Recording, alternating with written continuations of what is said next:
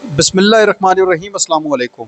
आज 5 अगस्त है साल 2026 और मैं आपका मिज़बान गुलाम मुस्तफ़ा। उम्मीद है कि आप लोग जहाँ भी होंगे बखैर व आफ़ियत होंगे। हम बात करने जा रहे हैं कि जो यमन के हूतीज़ हैं वो नहीं रुक रहे और ना ही उनके हमले रुक रहे हैं।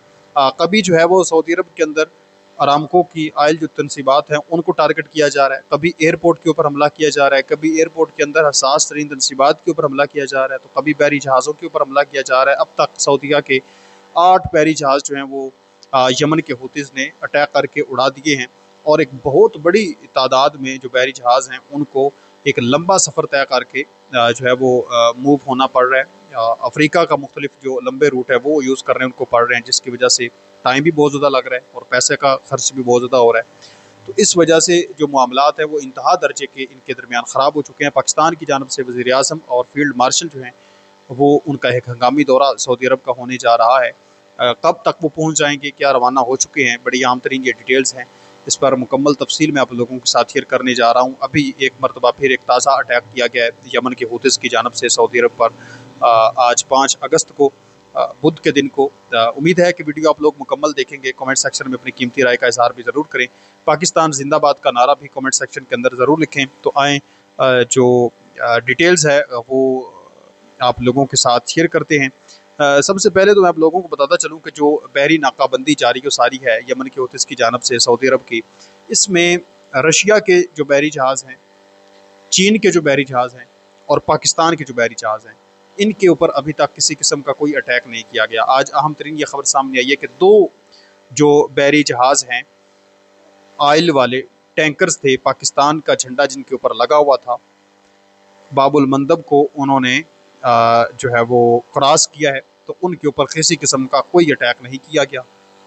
ये बड़ी अहम तरीन पेशरफ्त है कि पाकिस्तान के झंडे वाले उन्होंने टैंकर्स पर हमला नहीं किया। अलबत्ता भारत का जब वहाँ से बहरी जहाज़ गुजरने की उसने कोशिश किया तो उसको उड़ा दिया गया, उसके ऊपर तबाहकुन किस्म का इन्होंने हमला किया और उसमें आग लग गई। ये कल की खबर है। कल मैंने आप लोगों को बताया था कि भारत ने उड़ता तीर लिया, जब उन्होंने ऐलान करके रखा हुआ है कि जो भी बहरी जहाज़ यहाँ से गुजरेगा हम उसको तबाह कर देंगे। चीन ने तो डील कर लिया है, रूस के, ईरान और यमन के हूतीज़ के साथ अच्छे ताल्लुकात हैं, तो उनको तो कुछ नहीं कहा गया। तो पाकिस्तान ने पहली वार्निंग दे दी कि अगर हमारे बहरी जहाज़ पर यमन के हूतीज़ ने अटैक किया तो हम पर खच्चे तुम्हारे उड़ा कर रख देंगे।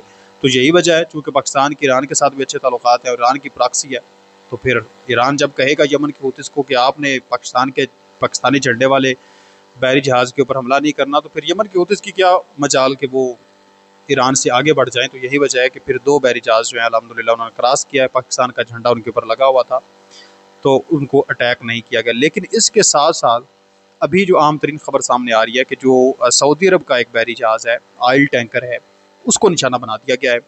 हूसियों ने अभी-अभी ये डिटेल सामने आई है कि शुमाली बहिरा यामर में एक और सऊदी ऑयल टैंकर को निशाना बनाया है और वो नाकाबंदी को मुस्तकिल कर रहे हैं। यानी जो उनकी नाकाबंदी शुरू हुई थी वो अब मुस्तकिल तौर पर रहेगी, बिल्कुल भी किसी को कोई माफ़ी नहीं दी जाएगी। यम्बो के साहिल पर बैलिस्टिक मिसाइलों से इसको निशाना बनाया गया, जिससे 22 जुलाई से अब तक के निशाना बनने वाले सऊदी टैंकरों की कुल तादाद 8 हो गई है। 8 जो ऑयल टैंकर्स हैं, ऑयल वाले बहरी जहाज़ हैं, उनको तबाह कर चुका है यमन के हूतीज़। 29 दीगर को वापस मुड़ने पर मजबूर कर दिया गया है। 29 के करीब उनको टारगेट किया गया, लेकिन ये उनको तबाह नहीं किया गया, उनको वापस मोड़ दिया गया, वापस भेज दिया गया। हूसी रहनुमा इसे बामी रद्द-ए-अमल के तौर पर पेश करते हैं, एक नाकाबंदी के बदले दूसरी नाकाबंदी। यानी यमन के हूतीज़ का ये कहना है, उनका ये मानना है कि जो सऊदी अरब है उसने हमारी नाकाबंदी करके रखी हुई है, फ़िज़ाई सतह पर, बहरी सतह पर, ज़मीनी सतह पर, तो हमने ये बदला ले रहे हैं हम, इस वजह से हमने इनकी अब नाकाबंदी करके रखी हुई है। हर कामयाब हमले सऊदी तवानाई की बरामदात पर शिकंजा मज़ीद सख्त करता है और मुतनाज़ा पानियों से तेल की नकलो हरकत को बरकरार रखने की लागत में इजाफ़ा करता है। ऑयल की कीमतें तो बढ़ नहीं हैं, अगर ऐसे ही जो है वो बहरी जहाज़ वहाँ पर तबाह होते रहे तो ये परेशान कुन सूरत हाल है। अब ऐसी हसास तरीन सूरत हाल में जो पाकिस्तान के वज़ीर आज़म हैं और army chief field marshal Syed Asim Munir हैं, ये अब सऊदी अरब का दौरा करने जा रहे हैं और कल 6 अगस्त साल 2026 को ये सऊदी अरब जो है वो रवाना होंगे। हो सकता है आज रात को ही रवाना हो जाएँ।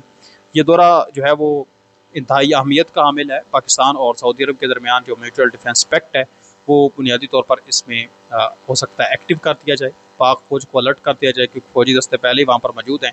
और सऊदिया ने एक ये ऐलान किया था कि हमने एक इत्तेहाद कायम कर लिया है जिसमें पाकिस्तान भी शामिल है कि हम जो बहरी नाकाबंदी है उसको तोड़वाएंगे, उसको ख़त्म करवाएंगे, जिसमें एक बड़ी तादाद में दूसरे जो ममालिक हैं वो हमारा साथ देंगे। मिलकर हम जो है वो यमन के हूतीस का मुकाबला करेंगे, उनके ख़िलाफ़ लड़ेंगे और ज़मीनी सतह पर भी अपने फ़ौजी दस्ते रवाना करेंगे। लेकिन अभी तक इस पर अमल दरामद नहीं हो सका। तो मुमकिन तौर पर जो चीज़ नज़र आ रही है कि पाकिस्तान के वज़ीर-ए-आज़म और फील्ड मार्शल जब वहाँ पर जाएंगे तो हो सकता है इस चीज़ पर बातचीत करके इस चीज़ को एक्टिव कर दिया जाए और फिर जो नेवी है उसको उतार दिया जाए पानी के अंदर और यमन के हूतीस का फिर मुकाबला किया जाए। ये इतना आसान नहीं होगा, एक इंतहाई खौफनाक किस्म की ये जंग होगी। ईरान की मुकम्मल हर तरह की सपोर्ट जो है वो यमन के हूतीस के साथ होगी, अगरचे इनके साथ भी काफ़ी ममालिक होंगे। तो ये एक खौफनाक और होलनाक जंग होगी। इसमें मैं ये तो नहीं कह सकता कि यमन के हूतीस पसपा होंगे या सऊदी अरब को पसपाई का सामना करना पड़ेगा। अलबत्ता ये है कि मामलात इंतहाई नहज को पहुँच जाएंगे और आखिरी हल इसका आपने देख लेना है कि वो मुज़ाकरात ही होंगे। तो मुज़ाकरात अभी हो जाएँ, बातचीत अभी हो जाए तो बेहतर है। ओमान इस हवाले से मुख्तलिफ रिपोर्ट सामने आ रही हैं कि ओमान जो है वो कोशिश कर रहा है बातचीत करने की या इस तरह की कोई पेशरफ्त हो रही है। तो हम दुआ गो हैं कि ऐसा हो जाए कि बातचीत के साथ मामलात हल हो जाएँ, बजाय इसके कि ये मुसलमान ममालिक जो हैं वो आपस में लड़ें और बड़ी तादाद में लोग मारे जाएँ। हमारे लिए तो तब भी परेशान कुन सूरत हाल है अगर यमन के हूतीस के लोग मारे जाते हैं, और हमारे लिए तब भी परेशान कुन सूरत हाल है अगर सऊदीया के लोग जो शहरी हैं वो मारे जाते हैं। दोनों तरफ मुसलमान लड़ रहे हैं, तो ये दोनों तरफ ही हमारे लिए परेशान कुन सूरत हाल है। तो हमें इस पर दुआ ये करनी चाहिए कि अल्लाह रब्बुल इज़्ज़त आसानी वाले मामलात पैदा फरमाए इनके दरमियान। तो इसी सिलसिले में जो चीज़ नज़र आ रही है कि ये दौरा शदीद इलाकाई सफारती सरगर्मियों के दरमियान हो रहा है, जिनमें अहम मौज़ूआत पर बहस मतवक्के है। उनमें से इलाकाई कशीदगी को कम करने की कोशिश, वो यही इलाकाई कशीदगी है।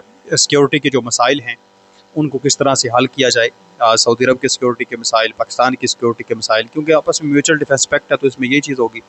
पाकिस्तान और सऊदी अरब के दरमियान दो तरफ़ा ताल्लुकात को मजबूत बनाना, मज़ीद इन्वेस्टमेंट करना, मज़ीद दिफाई, फ़ौजी, लॉजिस्टिक, हर तरह की सपोर्ट करना, ये चीज़ें शामिल हो सकती हैं।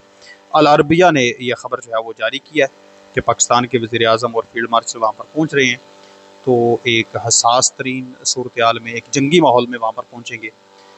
तो बड़ी आम तरीन डेवलपमेंट्स जो है वो इससे मतवक्के है। अगले 48 घंटे इस हवाले से नहायत अहमियत के हामिल हैं, कुछ बड़ा ऐलान हो सकता है। तो आपकी इस पर क्या राय है?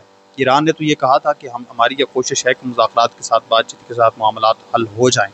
ओमान भी ये चाहता है, पाकिस्तान ने भी इस पर कहा था कि पाकिस्तान की भी ये राय है कि मामलात जो है बातचीत के साथ ही हल हो जाएँ। तो हमारी भी यही राय है, हम चूँकि पाकिस्तानी हैं, कि बातचीत के साथ ही मामलात को हल करना चाहिए। अमेरिका और ईरान अगर आमने सामने हैं और बात है, पाकिस्तान और अगर ईरान या सऊदी अरब या ईरान या यमन ये आमने सामने हो तो फिर टोटल सूरत हाल डिफरेंट हो जाती है।